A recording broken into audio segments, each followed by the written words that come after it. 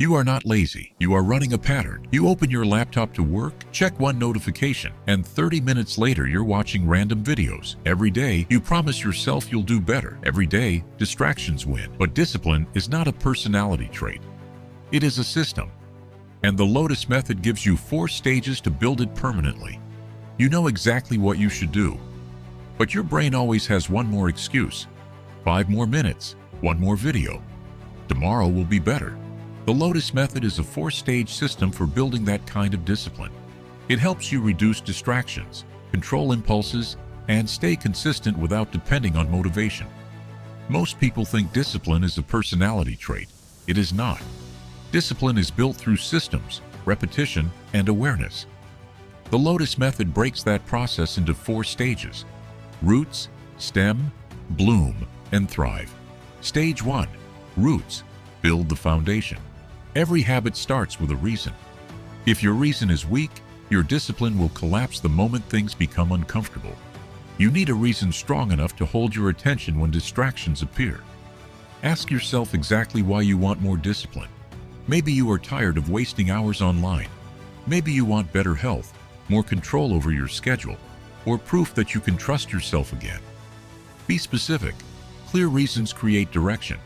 Because every time you break a promise to yourself, your confidence drops a little more. But discipline problems usually start deeper than motivation. Most people think they struggle because they are lazy. In reality, the problem often starts with unconscious patterns. You delay difficult tasks without noticing it. The task feels uncomfortable, and before you even realize it, your hand is reaching for your phone. You avoid uncertainty by distracting yourself. Over time, those reactions become automatic. That is why this stage is called roots. Roots are invisible. They exist beneath the surface, but they control everything above it. Before you change your actions, you need to understand the mental patterns driving them. Awareness comes first. Start observing your behavior without immediately reacting to it. Notice how often you escape discomfort. Notice how quickly your attention shifts when something feels difficult, boring, or uncertain. This is not about judging yourself. It is about understanding how your mind operates. Once you see the pattern clearly, you stop identifying with every impulse. You realize procrastination is not a fixed personality trait. It is often a response to discomfort, overwhelm, or lack of clarity. That awareness becomes the foundation of discipline. Now look at your environment. Most people lose focus long before they run out of willpower. Their setup works against them. Your alarm goes off, and before your feet touch the floor, you're already scrolling. Notifications interrupt every task. Junk food sits within reach. Entertainment is always one click away. Discipline becomes easier when your environment stops pulling you backward. Put your phone in another room when you work. Remove apps that drain your attention. Prepare your workspace before the day starts. Make productive actions easier to begin. Then start small. Most people fail because they try to transform their entire life overnight. That creates pressure, not consistency. Discipline grows through repetition. Wake up 15 minutes earlier. Read 5 pages. Exercise for 10 minutes. Small actions seem insignificant at first, but repeated actions change identity. Every completed habit sends a message to your brain. You follow through. The root stage creates stability. You are building a system that supports action instead of resisting it. Roots, awareness. This is where most people fail. Stage 2, stem. Build stability and direction. Self-control is doing it even when you don't feel ready. This is where most people break. You sit there knowing what needs to be done, but your mind starts negotiating. I'll do it after coffee. But disciplined people act before they feel fully prepared. Most people also waste energy fighting themselves all day. They mentally argue with every task. They force themselves forward, resist discomfort, then quit when the resistance becomes too strong. The Lotus Method takes a different approach. Instead of constantly fighting resistance, you learn to work with the process. This idea connects to the principle of Wu Wei. Stop creating unnecessary internal conflict. Stop turning every action into a battle. Focus on calm execution instead of emotional struggle.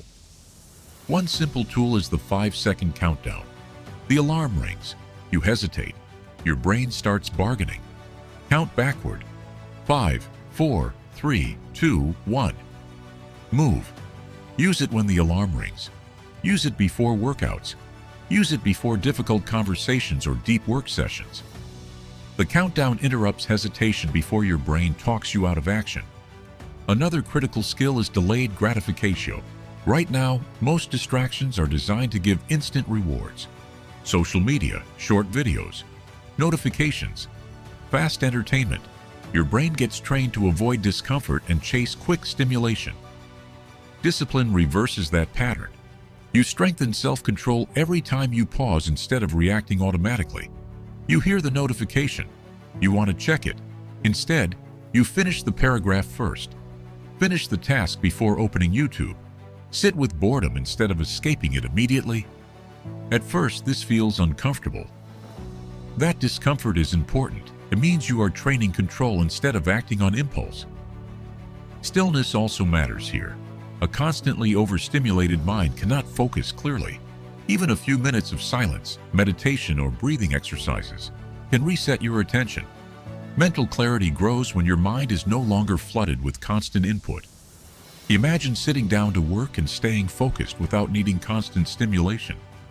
Imagine being able to finish difficult tasks without reaching for distractions every few minutes.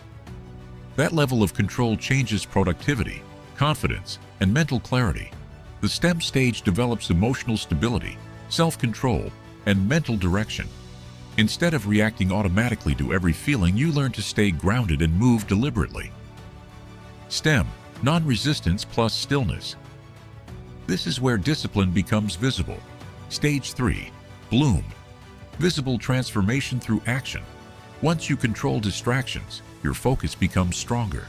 This is where change becomes visible. Most people never experience deep focus because their attention is constantly interrupted. You start writing, then switch tabs, check your messages, and suddenly you've lost your train of thought. That constant switching creates mental fatigue. Deep focus requires uninterrupted attention. One of the best ways to build it is through time blocking. Small moments of attention repeated consistently create major results over time. The bloom stage is where discipline starts producing visible outcomes. Your work improves, your focus sharpens, your confidence increases because you can see yourself following through consistently. Bloom, focused action. This is where discipline becomes part of your identity.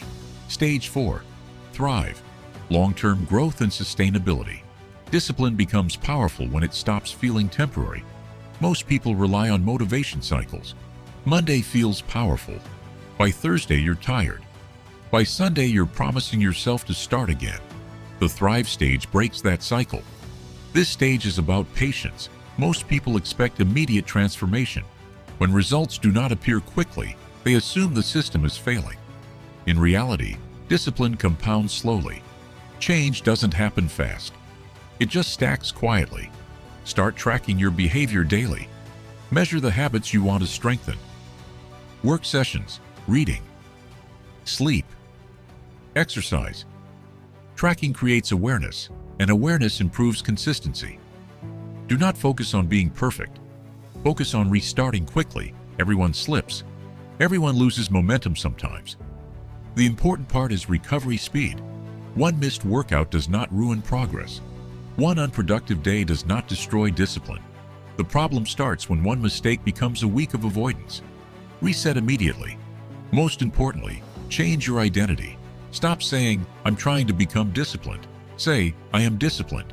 That shift matters because identity influences behavior. When discipline becomes part of how you see yourself, your decisions start changing automatically. Imagine becoming the type of person who follows through without constant internal debate. You plan something and execute it. You stop depending on temporary motivation because your habits carry you forward automatically. That is the real transformation, not perfection. Reliability. Thrive does not just mean growth. It means stable, sustainable growth. Patience keeps the entire process alive. Thrive, patience, and sustainability. Now apply the system. Choose one habit you want to improve during the next 7 days. Keep it measurable. Waking up earlier, exercising daily, reading consistently, Completing focused work sessions.